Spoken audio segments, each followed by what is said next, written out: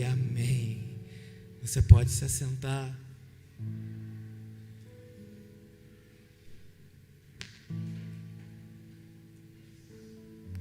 Aleluia. Aleluia. Quero dar mais uma vez as boas-vindas a vocês. Dar um bom dia, te desejar um bom dia, que a paz de Jesus Cristo te acompanhe ao longo desse dia. Muito bom poder estar aqui, muito bom poder estar com vocês. Eu gostaria de compartilhar hoje uma palavra bem simples, bem direta e bem rápida. Então, presta atenção aqui em mim para não perder nada daquilo que Deus tem. Vai ser bem rápido. E eu queria compartilhar com vocês hoje algo sobre heranças e promessas. Quem aqui gosta de receber uma herança, aquela que ninguém está esperando? Quem aqui gosta de ter boas promessas? Ninguém? Eu quero. Então eu quero dizer para vocês que hoje a gente vai conversar um pouquinho sobre promessas e heranças. E se eu pudesse dar um nome, um tema para essa mensagem, seria assim: está pronto. Está pronto o que, Vinícius? O que está pronto? De que você está falando? As promessas de Deus, a herança de Deus, está pronto, você crê? Estão todas prontas, tudo está pronto.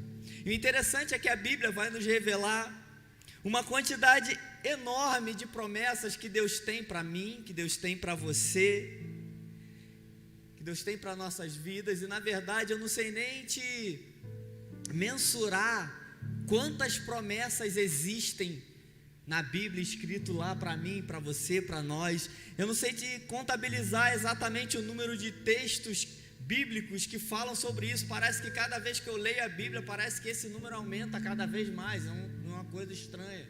As promessas, elas não têm fim, as promessas, elas não acabam. São promessas em um âmbito geral, são promessas para toda a humanidade, são promessas para a família, são promessas para aqueles que creem, são promessas para aqueles que temem a Deus, promessas de salvação, de transformação, de restauração. Enfim, são vários tipos de promessa para todos. E existem também os tipos de promessa de algo específico, que Deus direciona algo exatamente para você, algo muito particular. Eu vou te dar um filho, eu vou te dar algo, a sua casa vai estar servindo ao Senhor, o seu marido vai se converter, a sua esposa vai se converter, o seu filho vai voltar para a igreja. São promessas que Deus faz de forma muito particular para cada um de nós, diretamente para você. Mas aonde é que eu quero chegar com tudo isso, querido? Eu quero dizer para você que as promessas já estão prontas, as promessas já existem. Só que existe algo. Muitas vezes eu e você, nós não conseguimos acessar essas promessas, nós não conseguimos entrar nesse lugar de promessa, de herança. E agora, o que fazer? Como fazer isso? Às vezes a gente não consegue alcançar essas promessas, mesmo sabendo que elas estão lá, mesmo sabendo que elas já estão prontas, mas a gente não consegue acessar. A gente não consegue alcançar. E é interessante que essa frase, está pronta ou estão prontas, é uma frase muito corriqueira. A gente ouve e fala disso o dia inteiro. Seu almoço está pronto. Seu carro que você botou para lavar está pronto. Seu cachorrinho que você deixou lá no espaço pet está pronto. A gente ouve isso toda hora. Estão prontos, está pronto, está pronto. É algo corriqueiro na nossa vida. Mas existe algo de mais interessante. Quando a gente ouve essa frase, está pronto, automaticamente requer de nós o quê? Uma ação. Quando a gente ouve essa palavra, essa frase, está pronto, automaticamente a gente toma uma atitude. Qual é essa atitude? De ir lá buscar, de ir lá pegar. Eu estou no restaurante, eu estou numa praça de alimentação no shopping, aparece lá a minha senha, está pronto. O que eu faço? Levanto e vou lá buscar. Ah, Vinícius, mas eu não estou nessa praça de alimentação, não. Estou sentadinho no restaurante, o garçom vai trazer para mim. Mas ele vai botar comida na sua boca? Não, né? Você tem que pegar o garfo, comer, ação. Seu carro está pronto, vem buscar. Requer de nós uma ação. Toda vez que a gente escuta essa frase, está pronto, eu me levanto, eu saio do lugar, eu reajo. Existe uma reação em relação a essa frase, está pronto, está pronto. E em relação às promessas bíblicas não é diferente. Quando você ouve, quando você lê, quando você entende, está pronto. Requer de mim e de você uma ação. Requer de mim e de você uma ação. As promessas estão prontas. E agora o que eu faço? Fico sentado esperando cair do céu, como diz? Sim ou não? Ah, vou ficar aqui sentado, que está pronto. Vai chegar uma hora. Mas requer de nós uma ação, querido. Não é somente sentar e esperar, não. A gente precisa tomar uma atitude, a gente precisa ter uma reação, ao ouvir, ao saber, ao entender que existem promessas para mim e para você. Eu preciso me levantar, eu preciso tomar uma atitude, eu preciso reagir.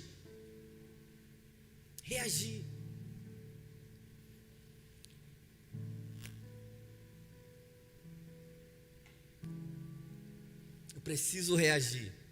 E eu gostaria de compartilhar aqui com os irmãos apenas três chaves, 3 ações, como você preferir, de qual é o tipo de reação que eu tenho que ter ao entender, para eu ir lá e buscar minha promessa, para eu ir lá e buscar minha herança. E a primeira delas eu gostaria de compartilhar com vocês um texto. A primeira delas é a fé.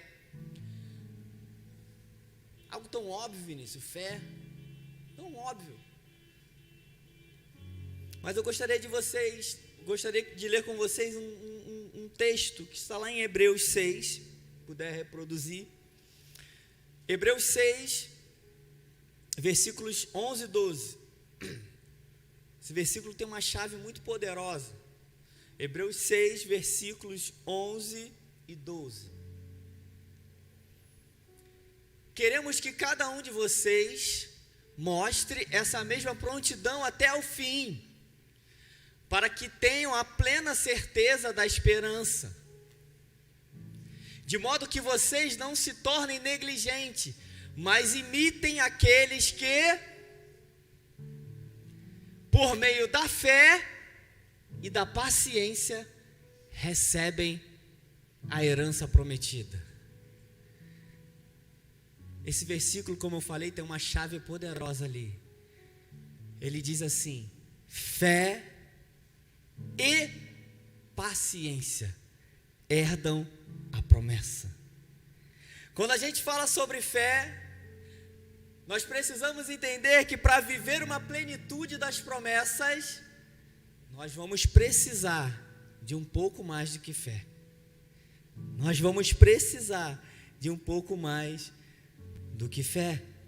Nós sabemos, querido, que a fé é fundamental. O justo viverá pela fé, a Bíblia fala sobre isso. Sem fé é impossível agradar a Deus. Enfim, ninguém aqui vai questionar a importância da fé, mas eu garanto para você, na palavra de Deus, que só com fé você não vai alcançar tudo que Deus tem. Só com fé você não vai alcançar tudo que Deus tem. O texto de Hebreus diz que nós devemos nos tornar imitadores daqueles que, por meio da fé e da paciência, herdam a herança, herdam a promessa. Só com fé. Não é só com fé, querido, é com fé e algo mais. É fé e algo mais.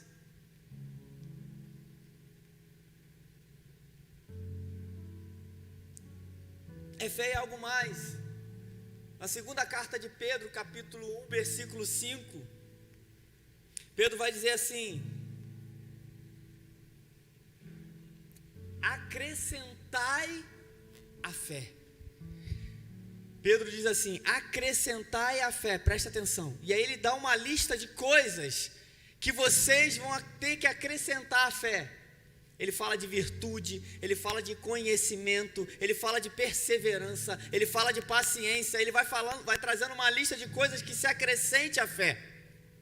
E aí depois de fazer essa lista, ele vai e diz assim: porque se em vós houverem e abundarem essas coisas, olha isso, se vocês houverem e abundarem essas coisas, amplamente lhes serão concedidos a entrada no reino do nosso Senhor Jesus Cristo.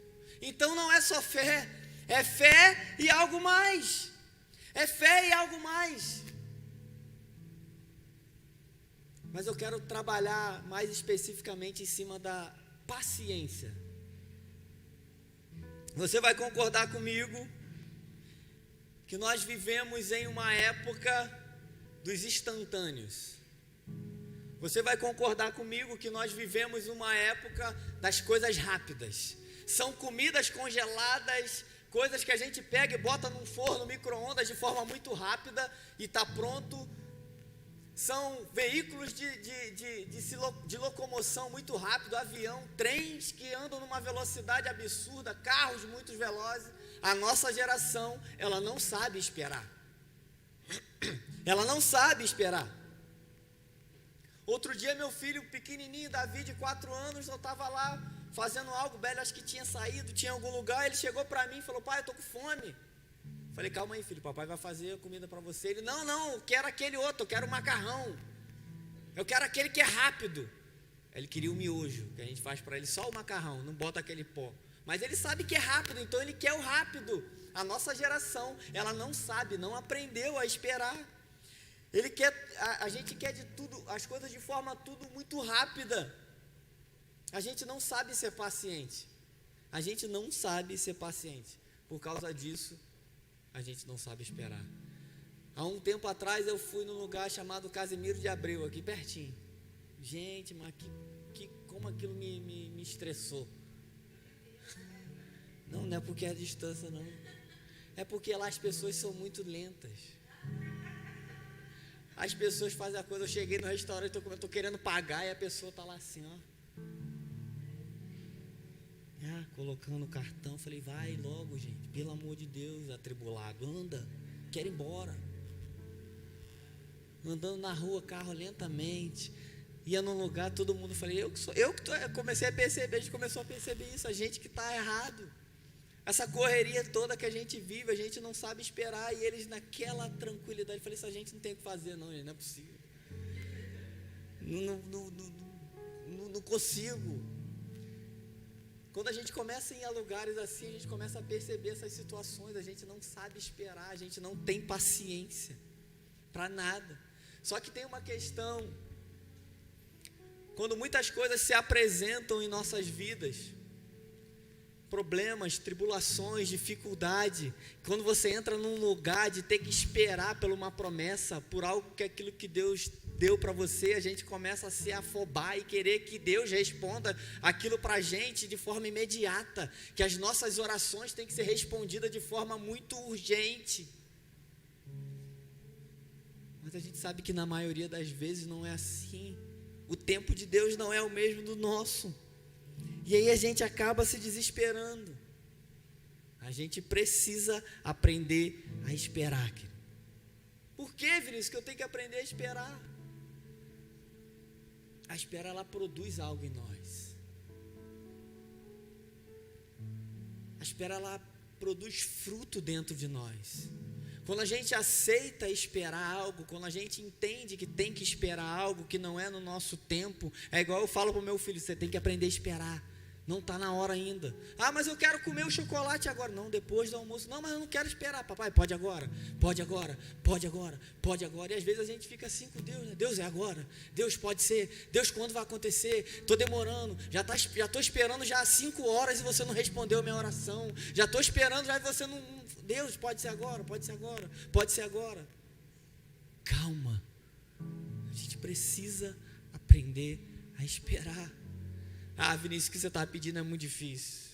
A gente vive numa sociedade, numa geração muito ansiosa. Sim, eu entendo isso, eu aceito isso que você está falando. Mas eu não estou dizendo aqui que é fácil. Estou dizendo que é possível. A gente precisa aprender a esperar. Entre toda a promessa de Deus, Deus te prometeu, e até o cumprimento, tem um espaço de tempo ali, querido. Tem um espaço de tempo. Coisas acontecem durante esse período. Coisas acontecem. Como eu falei, isso gera fruto em nós.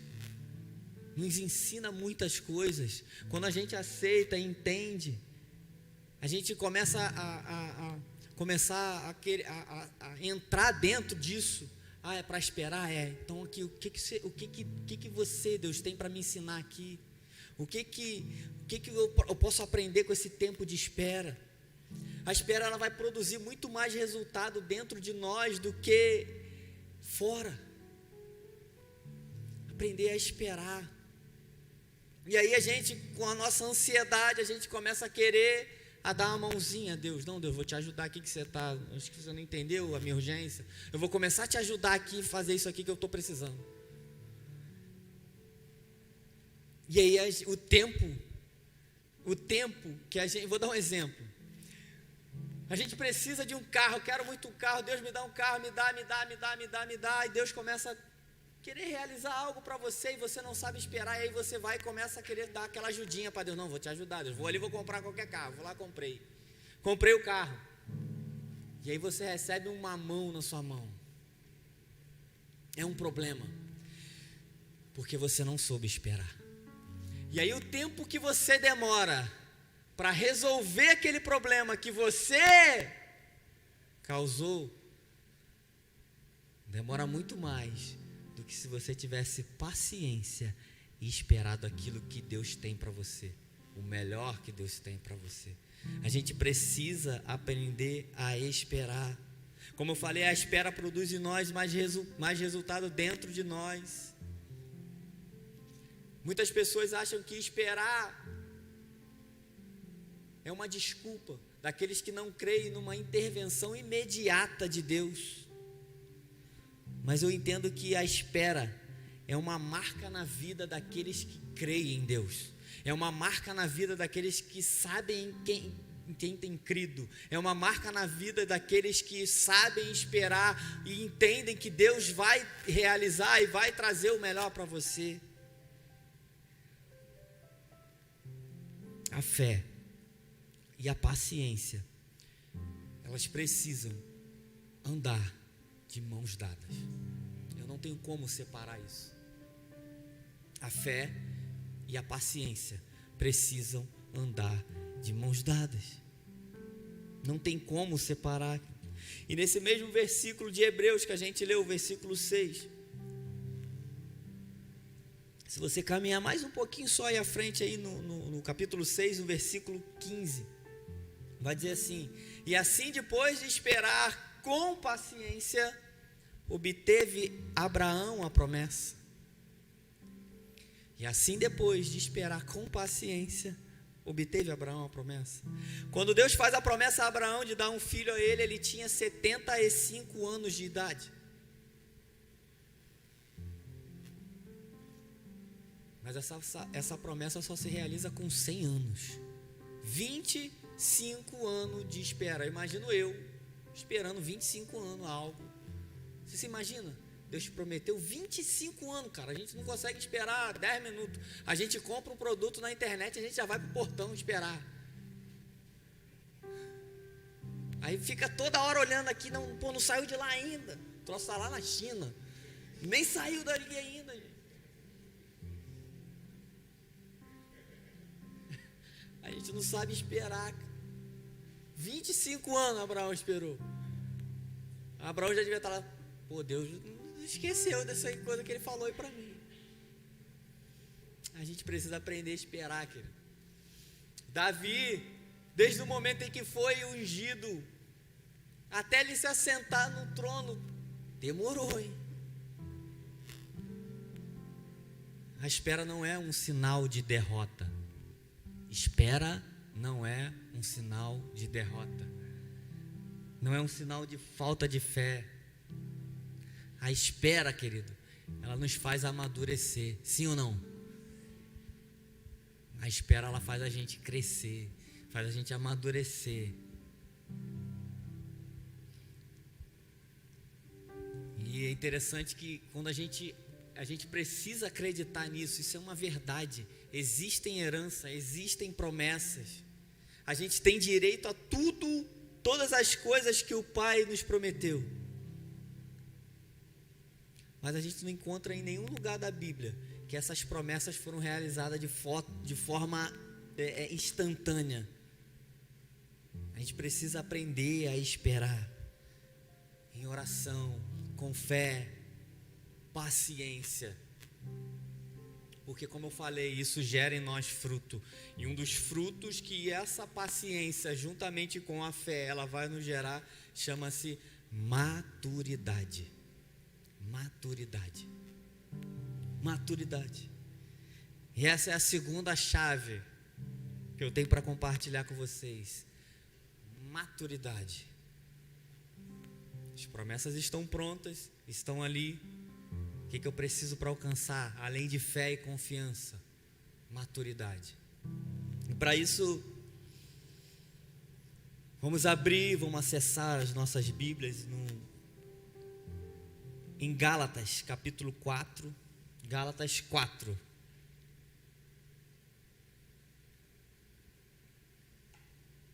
Gálatas 4, de 1 a 7.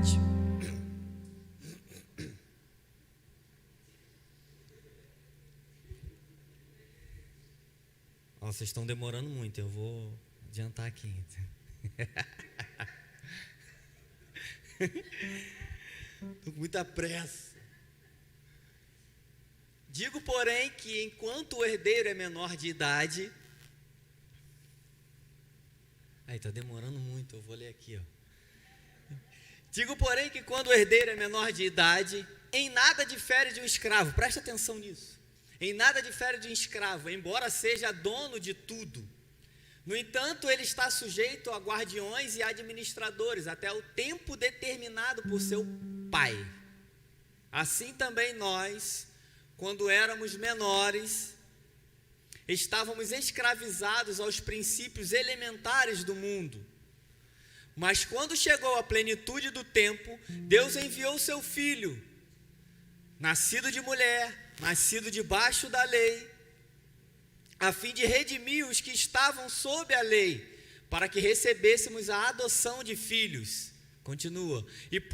E porque vocês são filhos, Deus enviou o Espírito de seu Filho ao coração de vocês, e ele clama, Abba, Pai. Assim você já não é mais escravo, mas filho. É até o 7. E por ser filho, Deus também os tornou herdeiro. Mas eu gostaria que você se atentasse nesse primeiro aqui, ó. Digo, pois, que todo tempo que o herdeiro é menino, em nada difere do servo, ainda que seja senhor de tudo. Aqui o apóstolo Paulo vai começar nos trazendo uma ilustração, uma alegoria. Ele vai dizer assim, enquanto... Deixa eu beber um pouquinho de água aqui. Espera aí, gente, tenha paciência. O filho, enquanto menino, enquanto menor de idade, na condição de herdeiro, ele é dono de tudo. Enquanto ele é menino, enquanto ele é menor de idade, na condição de ser herdeiro, ele é dono de tudo. Mas na prática, ele não é dono de nada. É até o tempo determinado pelo pai. É até o tempo determinado pelo pai. E o que isso significa? Que ele não pode gerir a herança do pai enquanto ele for menor de idade. Ou seja, não basta ter herança, não basta ter promessa, eu preciso ter uma coisa para poder acessar: maturidade.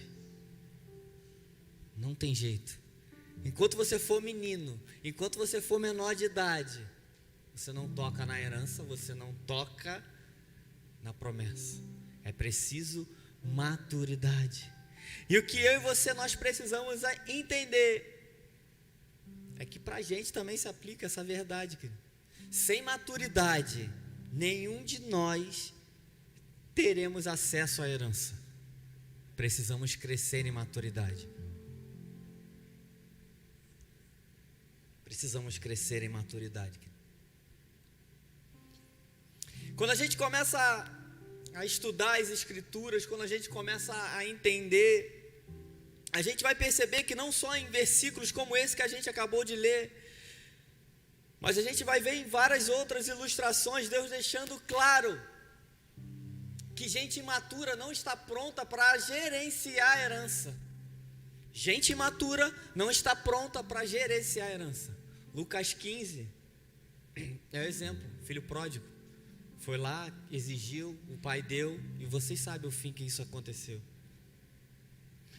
Toda pessoa que é introduzida na gestão de algo no qual ela não está preparada, ela não tem estrutura, ela vai comprometer aquilo que está sendo colocado em suas mãos, aquilo que está sendo confiado. E isso é uma verdade, isso é óbvio. No mundo natural isso é óbvio. Se você tem uma empresa, você não vai colocar alguém imaturo para gerenciar, vai quebrar a empresa. Mas na Bíblia isso é um princípio. Na Bíblia isso é um princípio. Quando se trata de palavra de Deus, isso é um princípio. O apóstolo Paulo, quando escreve a Timóteo, ele diz lá assim: olha só, na hora que você for estabelecer um líder,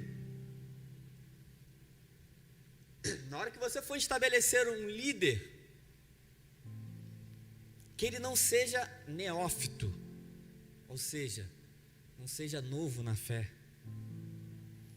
Essa talvez seja a razão pelo qual os levitas, para começarem a exercer alguma atividade, eles precisavam ter no mínimo 20 anos de idade, dependendo de qual for, 25.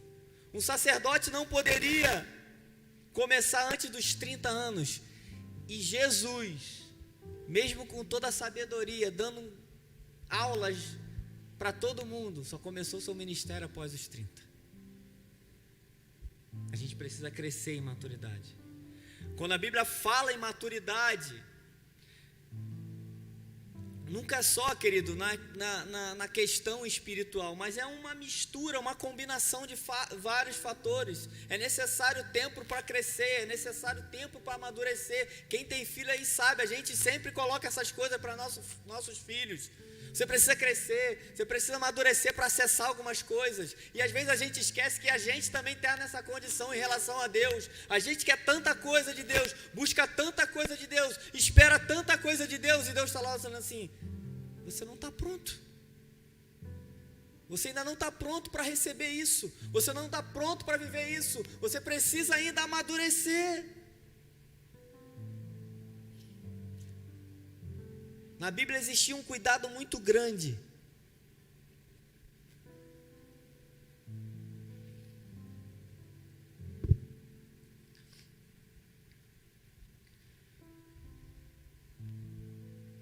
Existia um cuidado muito grande, querido, de não estabelecer líderes imaturos. Sabe por quê? Porque líderes imaturos, preste atenção nisso, querido. Líderes imaturos, eles produzem mais danos à igreja do que falta de liderança. Líderes imaturos produzem mais danos à igreja do que falta de liderança. E como eu falo aqui às vezes, eu não estou aqui para atacar ninguém, eu não estou aqui para agredir ninguém, eu não estou aqui para ser rude com ninguém, mas certas coisas a gente precisa falar. E o que eu quero gerar não só em vocês, mas em mim também está ali. A gente precisa despertar. A gente quer tanta coisa, cara. Tanta coisa. Eu e Felipe, a gente conversa, às vezes a gente quer tanta coisa. Ah, Deus, mas eu queria fazer isso. Ah, mas eu queria aquilo. A igreja precisa fazer isso. A igreja precisa crescer. A igreja precisa entrar num outro nível. A igreja precisa disso. A igreja precisa daquilo. Tá, mas você está pronto? Será que se Deus pegar aqui e te der 100 pessoas para você cuidar, você vai conseguir?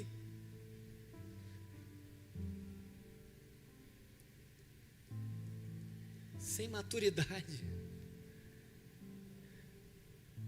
O que você vai fazer se essas 100 pessoas começarem a te trazer um monte de problema? Ah, agora eu vou largar isso aí tudo para trás aí, deixa lá com o pastor Dudu lá. Ele que é o pastor da igreja, não sou eu.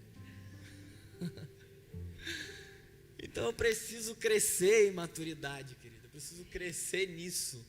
Eu preciso entender que quando eu peço coisas a Deus, e quando eu me coloco diante de coisas que Deus pode me dar, eu preciso estar maduro para isso. Ah, então é por isso que eu não recebo certas coisas?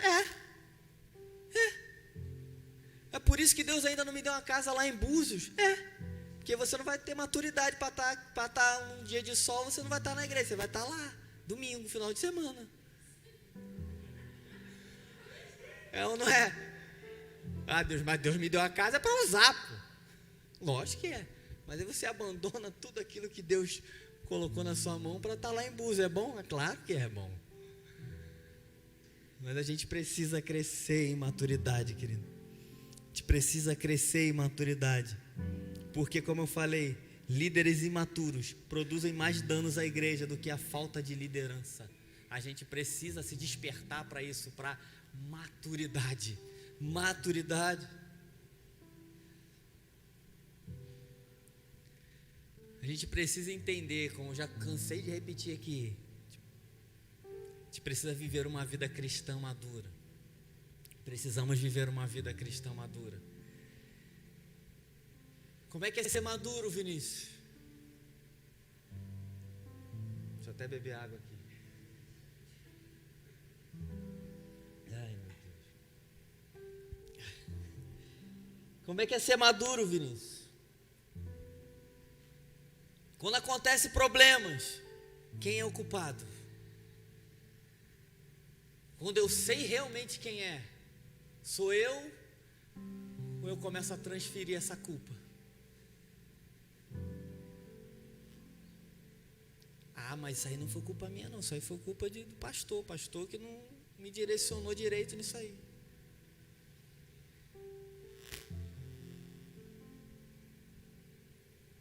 Eu falei aqui de liderança, coloquei a questão da liderança, de não sermos imaturos em questão de liderança, de não se colocar pessoas imaturas para liderar coisas. Mas eu estou chamando a atenção para um outro lado também. Você precisa ser um filho maduro. Filhos maduros. Deus tem nos convidado a ser filhos maduros. Porque os filhos maduros herdam promessas.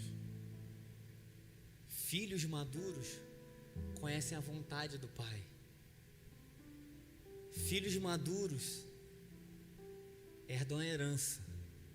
Filhos maduros revelam a identidade dele. Filhos maduros revelam o reino de Deus. Temos sido filhos maduros. Temos conhecido os planos de Deus. Temos revelado quem Deus é, através da nossa vida, através do nosso comportamento, através daquilo que a gente tem feito na nossa casa, na nossa escola, nosso trabalho, seja lá onde for. Não adianta nada eu estar aqui em cima pregando para vocês, falando coisas para vocês, e lá dentro da minha casa, minha esposa está ali sentada falando assim, não é nada disso, a cabeça dela, ó, fala nada não.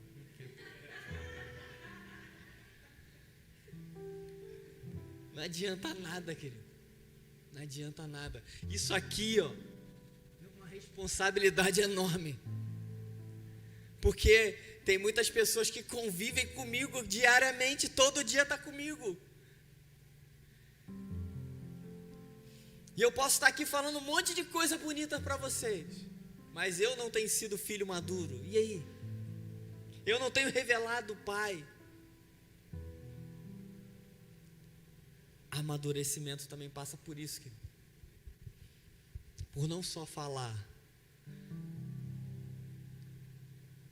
mas por ser aquilo que Deus te chama para ser. Filhos maduros. A gente precisa, através desse amadurecimento, como eu falei, revelar o reino de Deus. Mas não para por aí, não é só isso. Tem um preço a ser pago. Tem um preço a ser pago. Existem coisas que eu preciso deixar de fazer. Existem coisas que eu preciso parar de fazer. Existem coisas que eu preciso abandonar. Deus, presta atenção, Deus não se dobra a seu estilo de vida. Deus não se dobra a seu estilo de vida, querido. Ele não se dobra ao nosso estilo de vida e nem aos nossos comportamentos. Quem define o padrão não é você, não sou eu, é Ele. Sabe por quê? Porque para alcançar essa promessa, ter acesso a essa promessa, passa por algumas condições: obediência, submissão, correção. Quem aqui gosta de ser corrigido quando faz algo de errado, de ser chamado a atenção? Ninguém. Eu tenho pavor. Eu piso para poder não cometer nada, para poder não ter que ser chamado a atenção. Mas a gente precisa entender que tudo isso é processo. O Pai corrige a quem ama. Ninguém vai ser 100% de acerto, uma hora ou outra você vai errar. Então a gente precisa entender que o preço a ser pago, há um preço a ser pago. Eu e você vamos passar por situações que a gente não quer passar.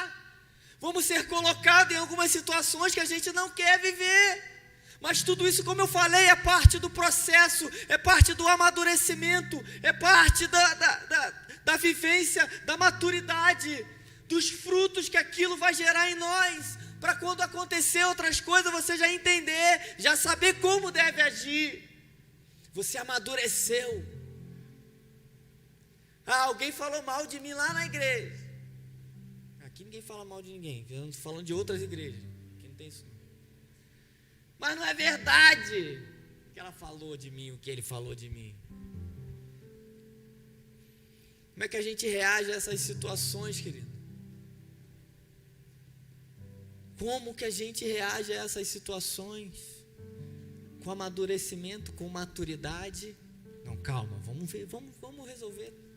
Ou você já explode, por isso eu falei, eu não gosto daquela pessoa. Vai arder no fogo do inferno, aquilo fofoqueira, fofoqueiro. Gente, meu Deus.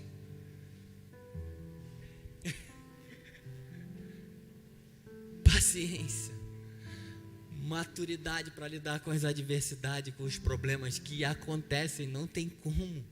Como é que vai pegar, juntar aí 30, 40, 50, 100 pessoas e vai viver todo mundo harmoniosamente? O céu, chegou o céu, pode levar, Jesus, leva aquela igreja lá. Não tem como. A gente vai ter problemas, a gente vai ter discussões, a gente vai ter desentendimentos, mas a gente precisa ter maturidade para lidar com essas questões, para gerir essas questões. E eu não estou só falando do líder, do pastor, da pastora, não estou falando só dele, estou falando de você. Encerrar um assunto ali mesmo. Eu já estive em lugares, em igrejas, que pessoas não falavam uma com a outra e elas não sabiam nem o que tinha feito uma com a outra. Mas o que fulano tinha? Não sei. Mas por que você não fala com ele? Porque alguém falou um monte de coisa que ele falou de mim. Gente, o que é isso? Precisamos ter maturidade.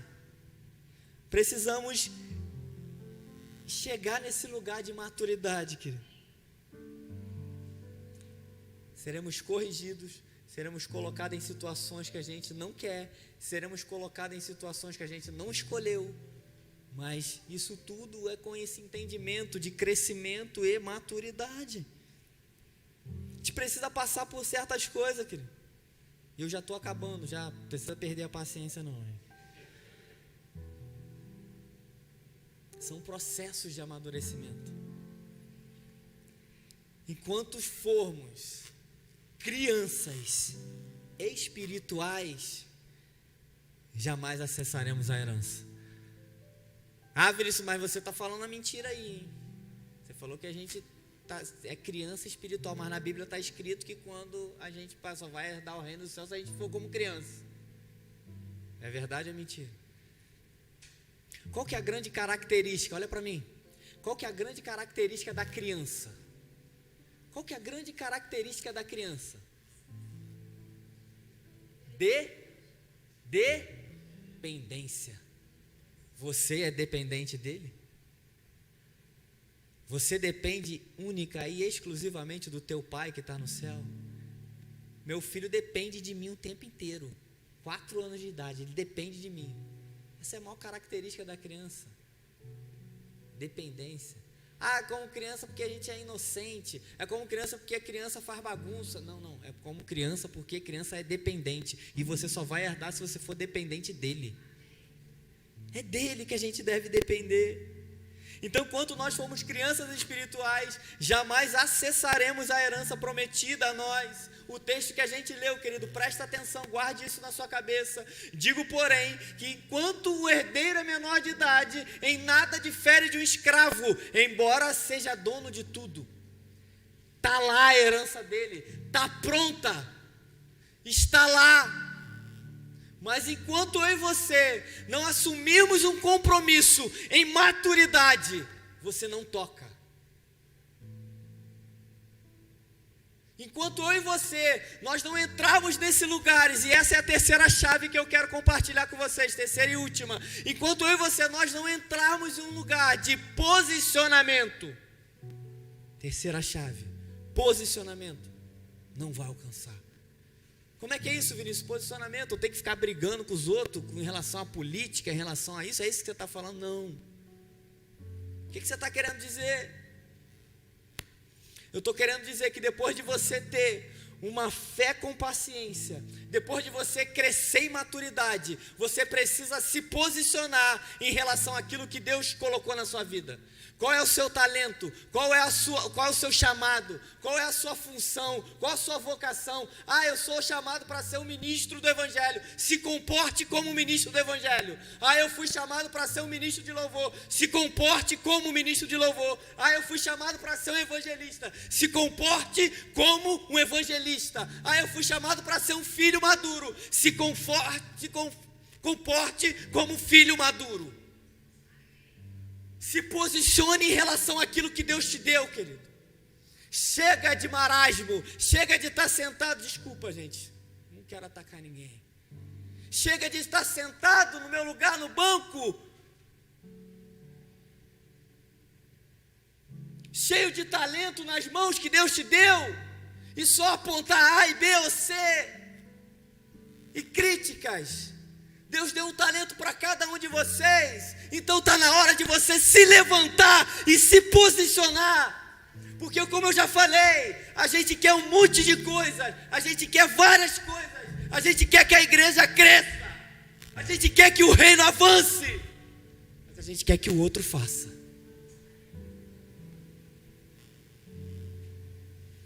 Saia do seu lugar, se levante como um filho maduro, como uma pessoa que tem fé e paciência e entende aquilo que Deus tem para você, para a igreja como um todo.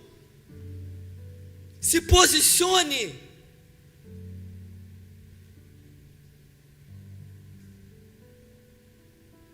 Como é que você acha que as coisas vão acontecer? Como? Vinícius, Deus vai fazer tudo sozinho. Se Ele quiser, Ele faz. Mas tem vocês, tem eu.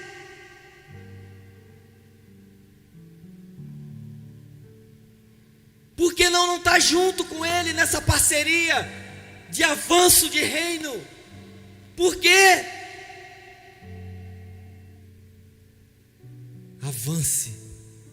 Avance, saia do seu lugar, se posicione.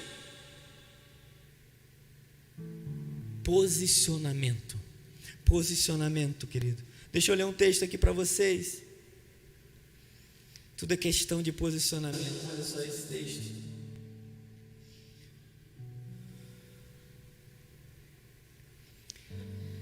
Mateus 7:8 diz assim: peçam e lhes será dado, busque e encontrarão, batam e a porta lhes será aberta. Pois tudo o que pede, recebe, o que busca, encontra, e aquele que bate a porta será aberta. Olha isso, presta atenção. Você precisa de uma ação, de reação, de reagir, de se posicionar. Peçam e lhes será dado. Busquem, vocês encontrarão. Bata a porta, saia do seu lugar, bata a porta, e a porta será aberta.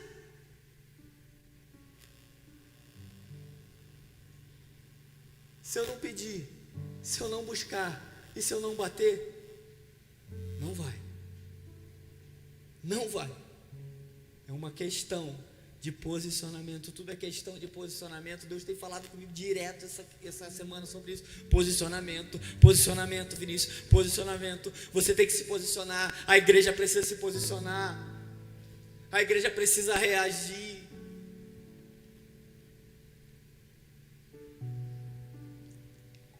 Fique de pé no seu lugar, querido.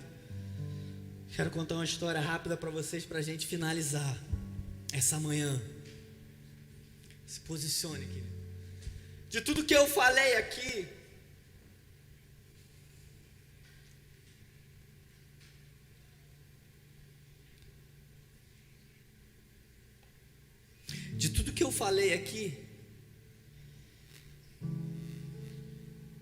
sobre promessas, sobre herança, a gente precisa crer que isso é verdadeiro. Não basta só falar. A gente precisa entender que isso é real. Deus tem promessas para mim, para você. A gente precisa de fé com paciência. A gente precisa de maturidade. E a gente precisa de posicionamento. Mas tem um detalhe. Se Deus prometeu, Ele vai cumprir. Se Deus prometeu, Ele vai cumprir. Eu estou falando dele, Deus. Eu não estou falando de uma ou outra pessoa que chegou e te entregou algo. Estou falando da parte de Deus. Se Deus te prometeu, Ele vai cumprir. Tudo converge para Ele. Tudo volta para Ele. Tudo direciona a Ele. É Jesus Cristo. Jesus Cristo. Foi Ele quem morreu para ter tudo isso acessível.